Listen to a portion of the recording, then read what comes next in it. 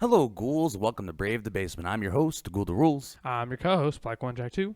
If you enjoy getting a little scared, ghost stories, haunted houses, a believer in the supernatural, or maybe even a skeptic wanting to look at things from a different perspective, then this is the show for you. Hey, Blackjack, how's it going? I'm doing pretty good. How about you? I'm doing fantastic. So recently, Blackjack, I got to sit down with Amazon best-selling author Vincent Field.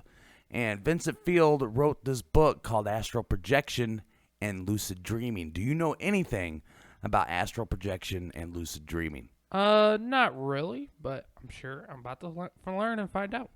So it's something I've always had an interest in, but it's something I've never pursued.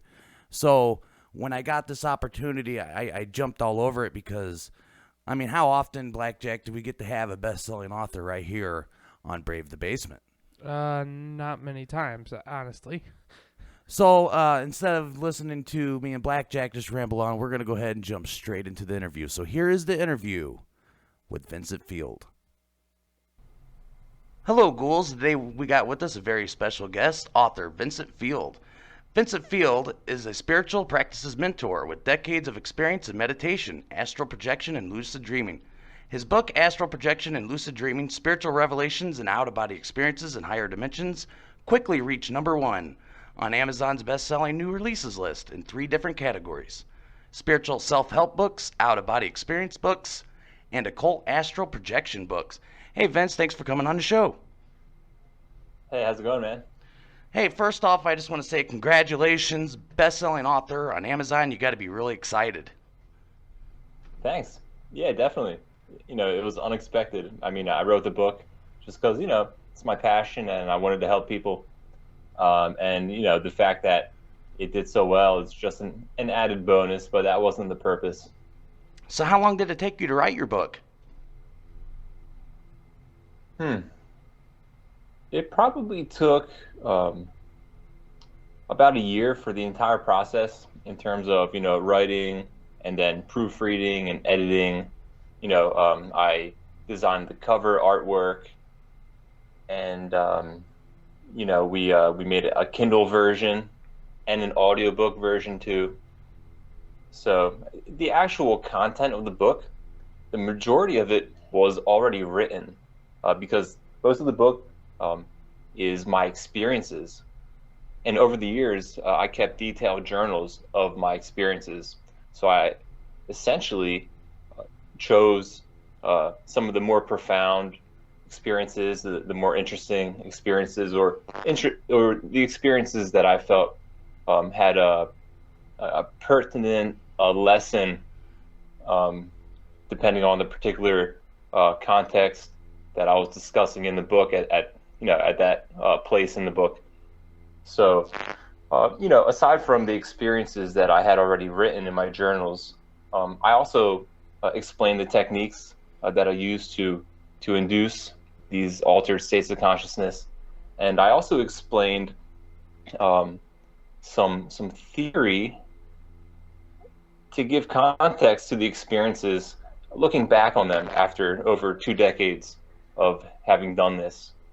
For example, in the beginning, I had no idea what to expect, and at times I didn't really know what was happening in the moment. But then looking back on those experiences after so much, practice and experience, and gaining this understanding, I shed a little light into what's actually taking place during the experience. Things that I wasn't aware of at that time. So the title of the book is Astral Projection and Lucid Dreaming. So what exactly is astral projection? Astral projection is essentially a type of out-of-body experience in which your consciousness enters higher dimensions of reality. And how it works is that reality exists in an entire spectrum of different dimensions.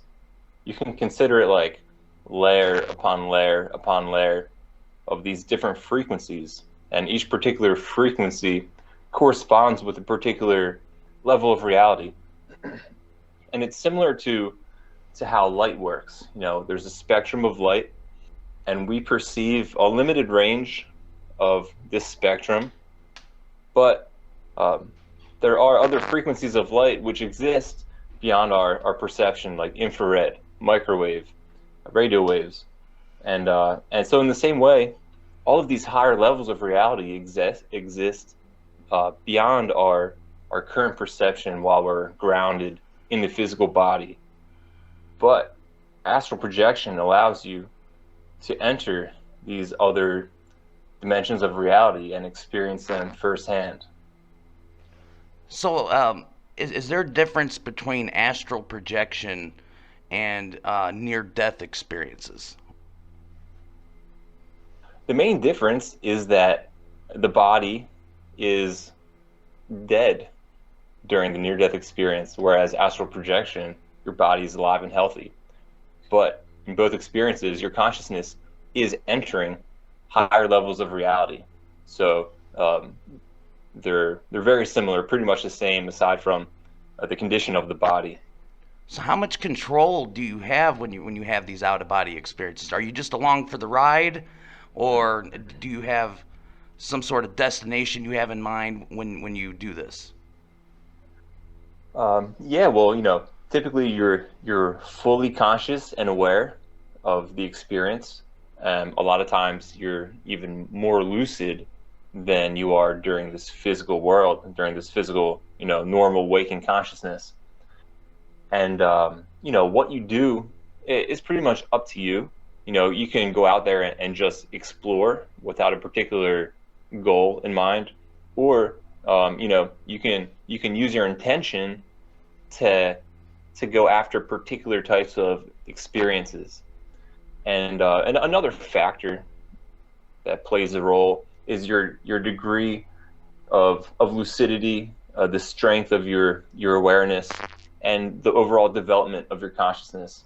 So during some projections, particularly in the beginning of my practice, my level of awareness would be low, and so my vision wouldn't be very clear.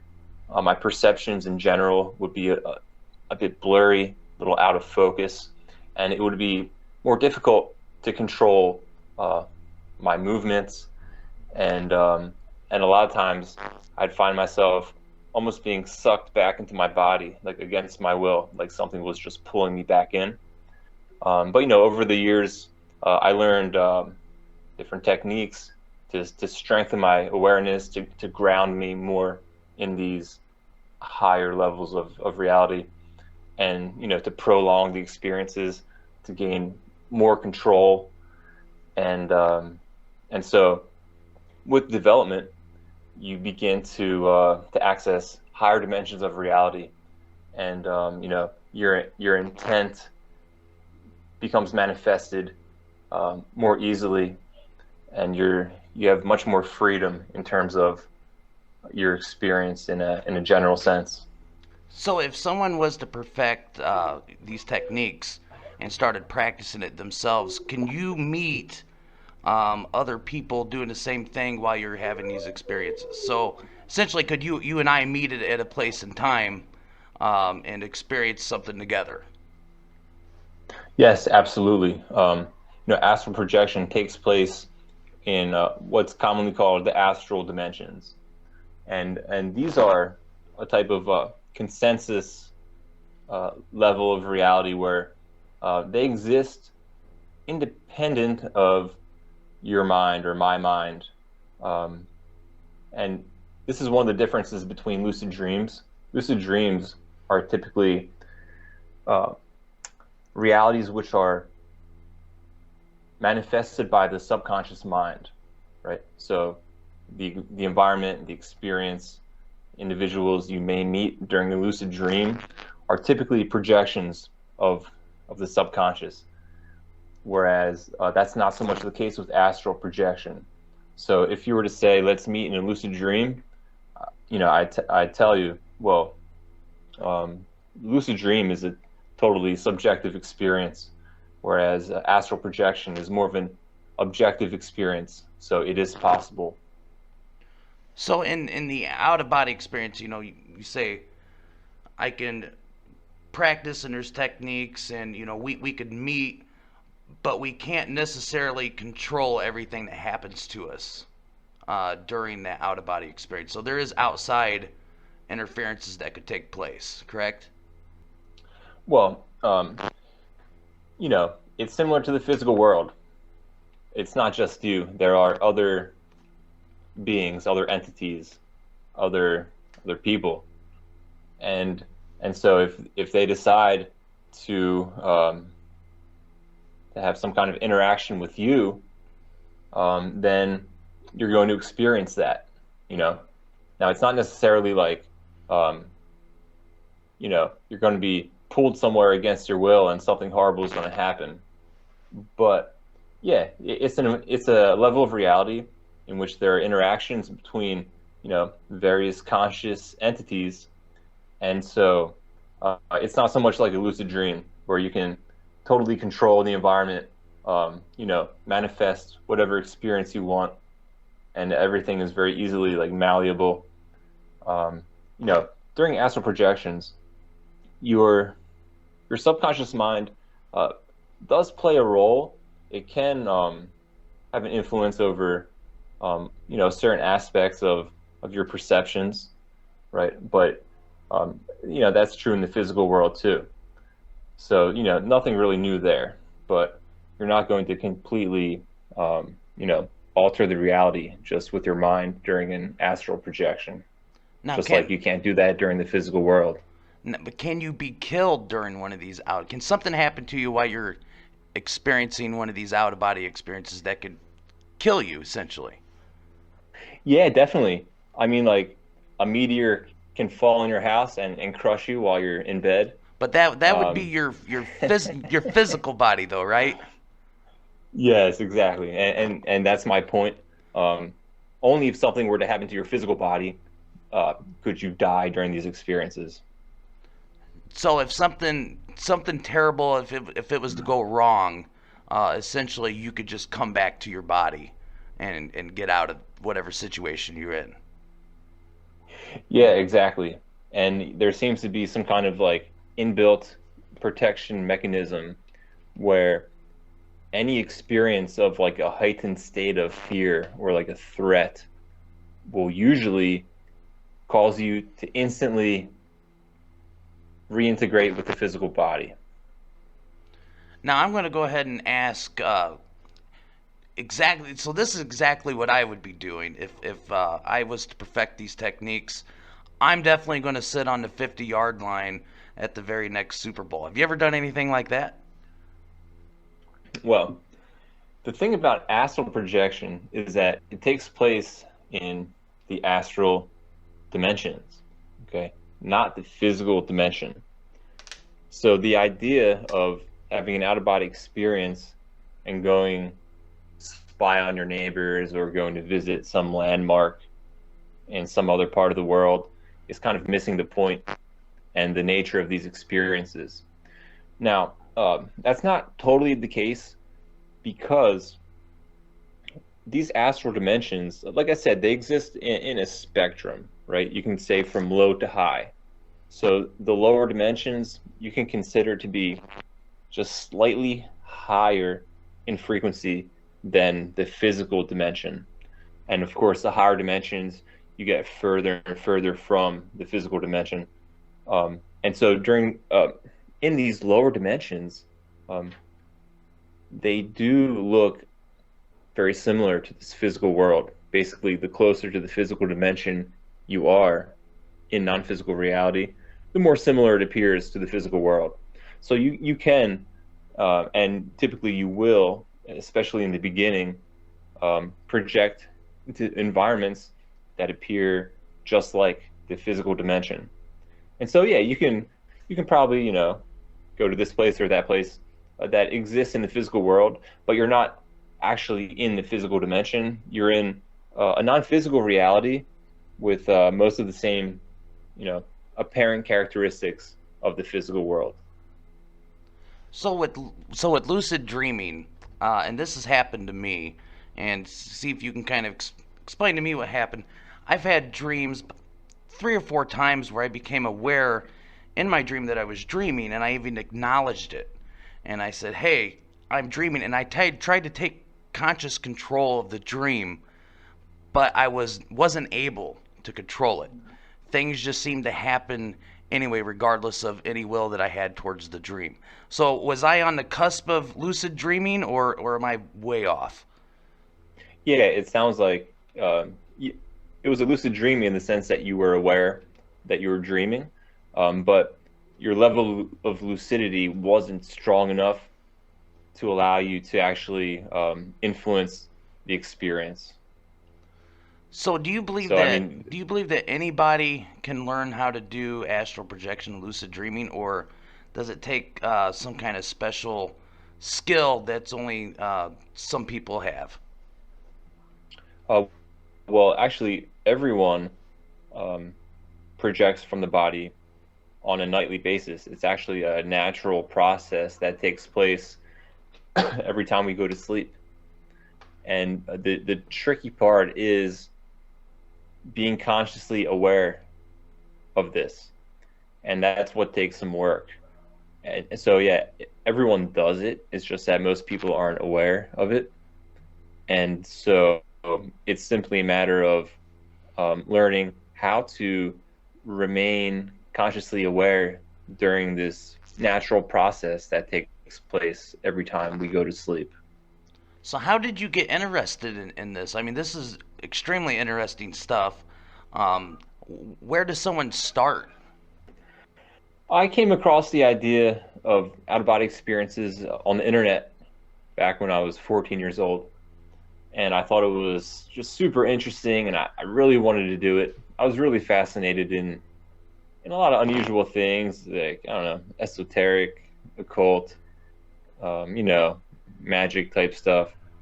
And so I gave it a shot. I found a technique, and I tried for every night, and within a week, I was able to leave my body. And yeah, I've been doing it ever since then. So what was your most exciting experience that you've ever had? And it's tough to answer questions like that because over 22 years, there have been so many experiences. And so, like, um, basically, there's a particular characteristic of certain experiences that elevate them to this category that you're referring to. And these are higher dimension projections, because the higher dimensions are so like unfathomably, incredibly mind-blowing, beyond words, beyond physical concepts. Um, and you know, during these higher level projections, uh, I experience these states of bliss, pure bliss, like so strong that it feels like my identity is just dissolving away, and there's like a union with God and with all of creation, with all of consciousness. It's like you entered the state of like universal consciousness, and you remember your true spiritual nature, who you were before this life, and who you are as a true spiritual entity. And this experience that I'm referring to, you know, is common in the higher dimensions. The higher you go, the stronger these characteristics that I just described get, and the more incredible the experiences are. Have you ever had any really bad experiences while doing this? Oh, sure, yeah. You know, it's just like this physical world. You know, you got the good side and the bad side, and so you know, just like there are really um, enlightened, loving entities out there, there's also some really nasty ones, especially in the lower realms. And so, yeah, I've encountered a lot of different uh, types of negative entities over the years. and some of them stalked me essentially. Like every time I left my body, they would be there waiting for me. And And when you say that they stalked you every time, so it didn't matter if you were on a higher or lower dimension, they were able to follow you. um, well, mm, not necessarily like that. They would typically be waiting for me um, at the kind of the dimensional entry point into non-physical reality. And so at the very start of the process of projecting my consciousness into non-physical reality, they would be there. And just their presence would kind of lock me into that level of reality. And so, I wouldn't continue the projection into higher dimensions. I would be focused there because, these entities, attracted my attention and my focus. And what happens, sometimes you don't actually project from the body. And this happens to me a lot just during normal meditation, even if I'm not trying to have an astral projection. Um, my consciousness shifts from the physical dimension, but it doesn't project from the body. So I'm still occupying the same space as my body, but I'm perceiving into a higher dimension of reality. And so in a lot of these experiences, these entities would be there. And I would project from my body, and before, like I said, before we're getting into higher levels, they would be there waiting for me. So you said that they're waiting for you. Is there any way that they can cross over to where we are physically here? So do we go through our daily lives and interact with some of these entities and not even know? Is that possible? Well, what's interesting about that question and about the particular entities that I'm referring to is that these were aliens. I mean, they looked like aliens, like the typical gray alien, like the big black eyes and the big, like, triangular shaped head. And, a lot of people say they have experiences with these entities, here in the physical world. And I never expected to encounter them, during my out of body experiences. But they're there, they're out there, and they operate in these higher dimensions of reality. And it's possible that they're like us. We have these physical bodies, and we're here in this physical world, but we can also project our consciousness into these other dimensions. So that may be the same case with them. And so that's probably an answer to that question right there. Shadow people. I've also had many encounters with shadow beings, and I've heard reports of people seeing them here in the physical world, right? I mean, my experiences of them are always in the astral dimension, but yeah, there seems to be like shadow beings, even ghosts, right? I've seen ghosts out of my body, and some people say they see them in this world. So like a ghost and a shadow being, I feel like this might be a type of bleed through or some kind of like crossover where maybe maybe not the dimensions are overlapping, but maybe our perception is kind of tapping into a slightly higher dimension for one reason or another. But the case with the aliens, I think that these may in fact be physical beings like us who also project into other realities. Now, I've had a theory for a long time about ghosts themselves.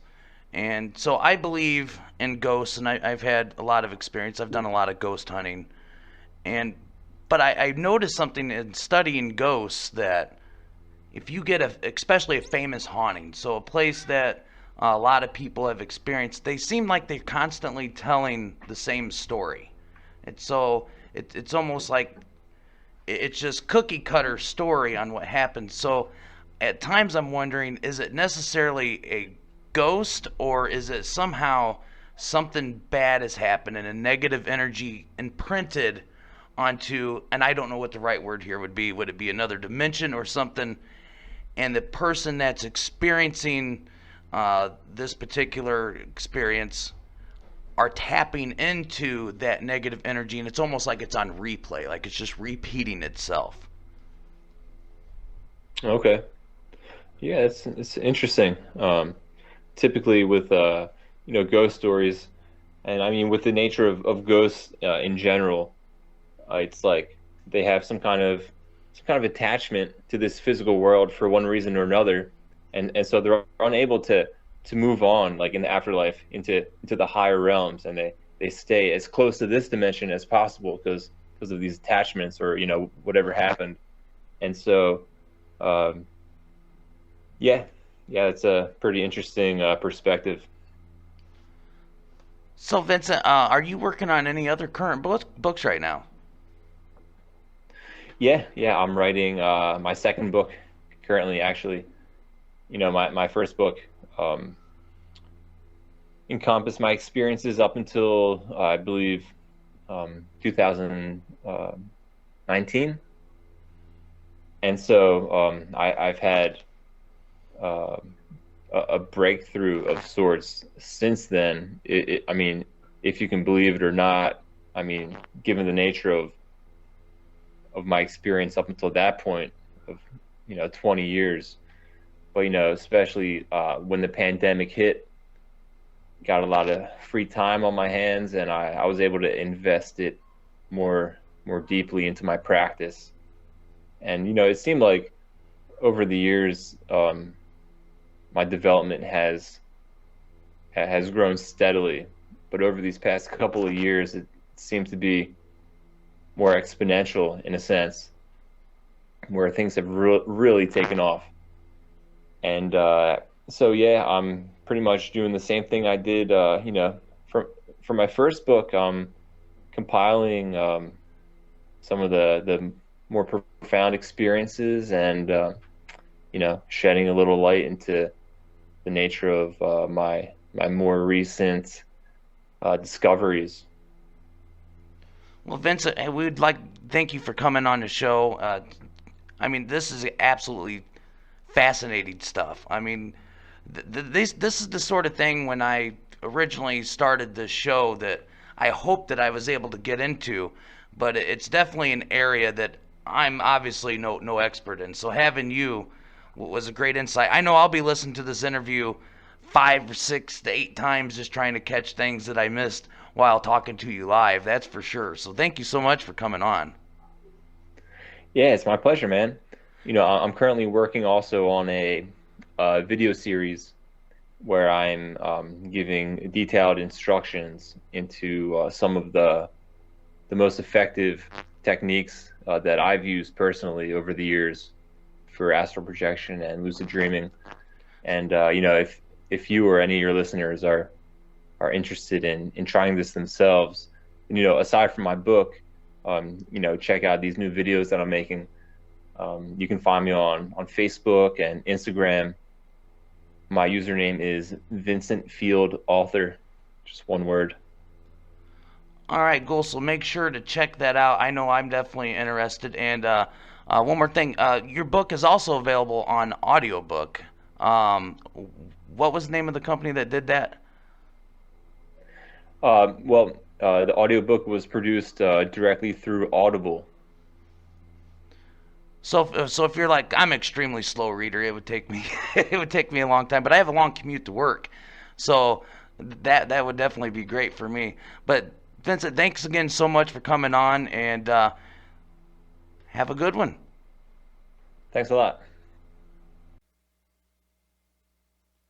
And that was our interview with Vincent Field. Blackjack, what'd you think of that? Wow, dude, that was really cool. I mean, just listening to it, there's so like it's hard to follow because it's like, wow, like astral projection, like lucid dreaming, like the difference, how being out of state and out of mind. It was kind of hard for me, but yeah, it was really cool. So the thing that stuck out to me, and I brought this up before, but just slightly, and I never really got real deep into it, but he brings up how he had interactions with aliens and shadow people. And so what I thought immediately, and this was during that interview, is see, I always believed that there's aliens, obviously. I mean, there's how many stars and solar systems and all. I mean, it's just mathematically impossible for there not to be aliens. But I've always been a skeptic in the fact that I never really believed that aliens visited here. And I have my reasons for that. I mean, it's just simple physics to me. And I could be wrong about this, but it seems like if you're 800 light years away, it's going to take 800 light years to get here. So how did they get here, right? But I never looked at this from the aspect of, what if aliens were astral projecting into our dimension? Does that make sense? Yeah. It's just, I don't know. It's just like, it's hard to think about. Like, does that mean like in the universe there's different dimensions that, you know what I mean? I don't know how to describe it. So the best way I can describe dimensions to you is something that Neil deGrasse Tyson once said. He said that we're three-dimensional creatures. Yes. Okay? Which means we see things in all three dimensions: length, width, and height. And so just for a moment, pretend that you're a two-dimensional creature and you're sitting at a table and you had paper, and you was to take this paper and spread it over the entire desk. Well, that is your length and width. To you, there is no other dimension. The table's full. Now, since we're three-dimensional creatures, you're going to say, okay, my table's full. Now I'm going to stack the papers up higher, or I'm going to put a divider in. And now you've went into the third dimension, which you and I can see because we're three-dimensional creatures. Now, a fourth-dimensional creature, once he stacks as high as he can stack without things falling over, he's going to open up the fourth dimension, which I don't even know what that would be, right? So just for this example, we'll say it's a drawer. He opens up a drawer, he sticks the paper, what's left in that drawer. That's a fourth dimension to him. You and I, being three-dimensional creatures, would open up the drawer and not even see the paper. It doesn't exist to us. Mm-hmm. So with this astral projection, you're able to go into these other dimensions that you can't see while you're in your physical body. It's extremely cool and exciting stuff. But I think that would explain aliens coming here. And that was the first thing that popped out in my mind, is because if you notice in that interview, I asked him, I was like, if we can go there, can they come here? And the answer was yes. Yeah. So hopefully he's listening. I do actually have a question that I have on the interview, is that, so recent seasons we covered with ghost stuff, like games with the elevator game, and what was the one where it's like a taxi and you go to a different dimension? Yeah, I can't remember the name of the game right off the top of my head, but you would call this phone number and you jump into this taxi, and this taxi would take you to these other dimensions. So would that be like the same thing, or would that be totally different? I'm not exactly sure, Blackjack. In like the taxi game, and I'd have to look up exactly what that was. It escapes me at the moment. You meet another being that takes you. Yeah. So I don't know exactly how that ties in to astral projection itself, because it's like another entity's grabbing you, where astral projection, from my understanding, is when you consciously take yourself out of your body into these other dimensions. So, Blackjack, before we wrap up today, I want to let all the ghouls out there know, hey, there's a little secret on our website. If you go to bravethebasement.weebly.com, go to the Ghost Hunt page, and there you will scroll down, and you'll find Dead Man's Hollow, and it's the trailer. So until October hits, the only place you could see this trailer is on the website. Once we get into October, we're going to go ahead and release that trailer 100% publicly, because Blackjack and I went on a little ghost hunt, and you'll get to hear that episode on Halloween. And that brings me up to this, Blackjack. If you would like to submit a story that you would like to share, we have several different ways you can do that. You can email your story to bravethebasement@gmail.com. You could submit your story right on the website. Just go to the Contact Us page. I set it up where you do not have to provide your name or an email. You just submit your story. You can also submit your story on Reddit using Brave the Basement as your subreddit. You may also post your story in the YouTube comment section. So if you would like to provide us with an audio file of you telling your ghost story, you'll have to email it or send us a link to you telling a story on YouTube, or you can post it to Reddit, but I can't take it through the website. I don't have a way to receive it. And that brings us to the end. We hope that we brought you just a little fright. And remember, when you're up late at night and you hear something in the other room that just doesn't seem right, it's okay if you need to turn on the light to protect yourself from things that go up in the night. I'm your host, Ghoul the Rules. I'm your co-host, Black One Jack 2. And I hope you join us again. Until next time.